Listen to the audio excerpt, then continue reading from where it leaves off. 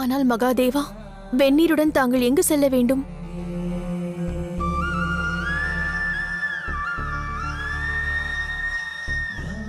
ஓர் பக்தன் என்னை தேடி வந்து கொண்டிருக்கிறான்.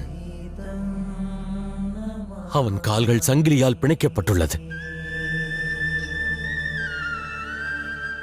மனவேதனை கொண்டிருக்கிறான்.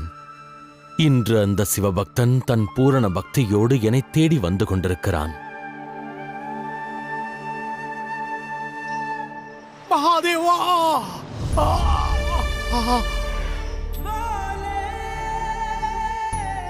ஹரஹர மகாதேவா! ஹரஹர மகாதேவா!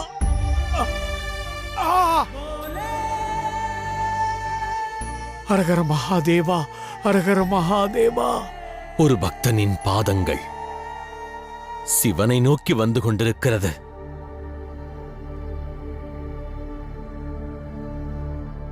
சிவன் தன் கடமையாற்ற வேண்டும்.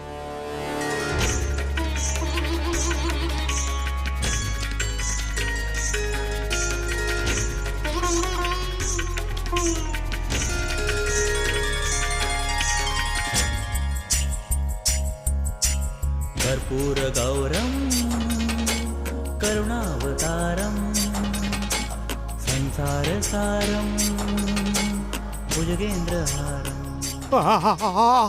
மகாதேவா! ஹரஹர மகாதேவா! பவம் பவானி சகிதம் நமாமி.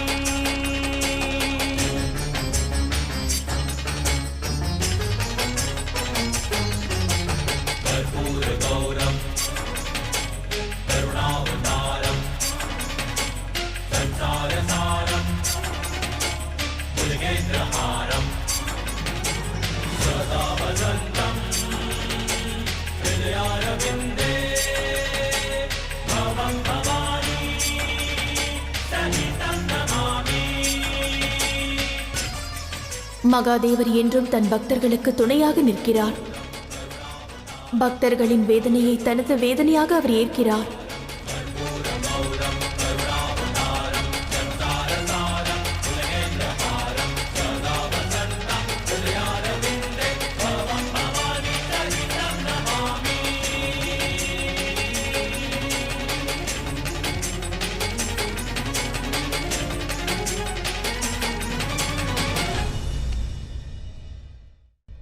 எப்பொழுது எனது அன்னை இந்த பிரபஞ்சத்தில் என்னை தனியாக விட்டு சென்றார்களோ அந்த கணம் முதல் நான் உறங்கவில்லை தாயே.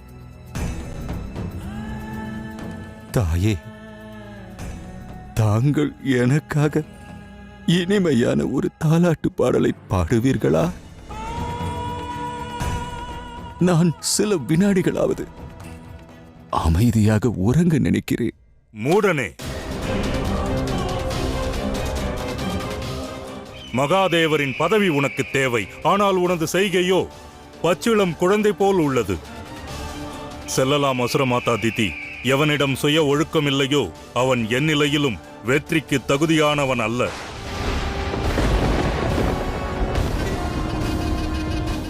இங்கிருந்து செல்லலாம்.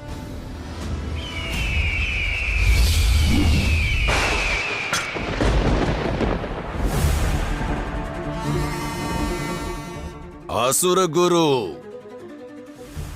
வயது முதிர்ந்த பிறகும் அகங்காரம் கொள்வது அழகல்ல.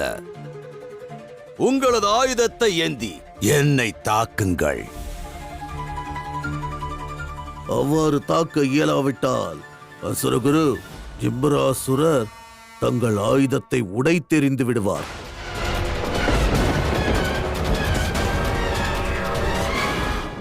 தன்னாரே